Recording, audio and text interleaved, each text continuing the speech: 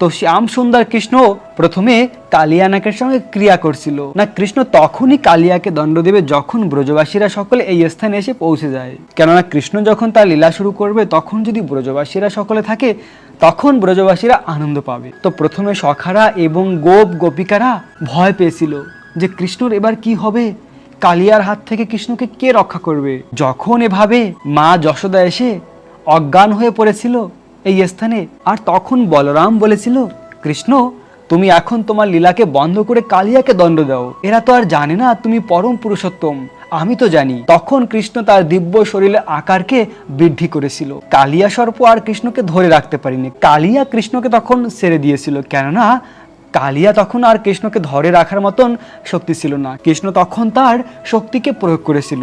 তো তখন গোবিন্দ কালিয়া সর্পের মস্তকের উপরে উঠে নৃত্য করেছিল, আর এক একটি কৃষ্ণের পদ আঘাতে কালিয়া প্রাণ প্রায় যায়।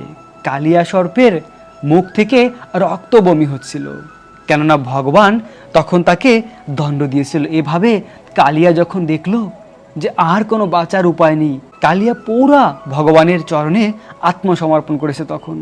আর সেই সময় কালিয়া নাগের যে পত্নীরা তারা ছিল ভগবানের ভক্ত, তারা ভগবানের কাছে প্রার্থনা করেছিল, হে ভগবান তুমি কালিয়াকে ক্ষমা করে দাও। অনেকভাবে ভগবানের প্রার্থনা করেছিল।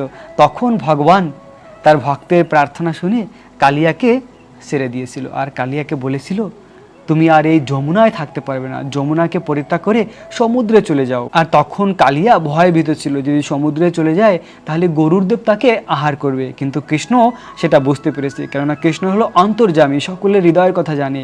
কৃষ্ণ বলল, কালিয়া তুমি চিন্তা করো না, যেহেতু তোমার মস্তকের উপরে আমার চরণ চিহ্ন রয়েছে তাই গরুর আর তোমাকে আহার করবে না আমার চরণ চিহ্ন দেখে, কেননা গরুর তো ভগবানের ভক্ত, ভগবানের বাহন। তো এভাবে শ্যাম সুন্দর কৃষ্ণ কালিয়াকে দণ্ড দিয়ে যমুনার জলকে আবার সে আগের মতন পরিষ্কার এবং স্বচ্ছ করেছিল, আর তার সখাদের গাভীদের আনন্দ প্রদান করেছিল। তো কৃষ্ণ ঠিক এই স্থানেই সেই কালিয়া দমন লীলা করেছে। আজ রয়েছে সেই ভূমি, সেই মধু লীলাস্থল আজ রয়েছে। প্রিয় ভক্ত, এই সকল দুর্লভ স্থানকে দর্শন করলে সত্যি আমাদের হৃদয়ে ভগবানের প্রতি অনন্য ভক্তি প্রেম বৃদ্ধি হয়। যার ভগবানের প্রতি ভালোবাসা নেই তারও ভগবানের প্রতি প্রেম হবে, কেননা সে এটুকু বুঝতে পারবে যে কৃষ্ণ কত শক্তিশালী, কত মহান এবং কত দয়ালু।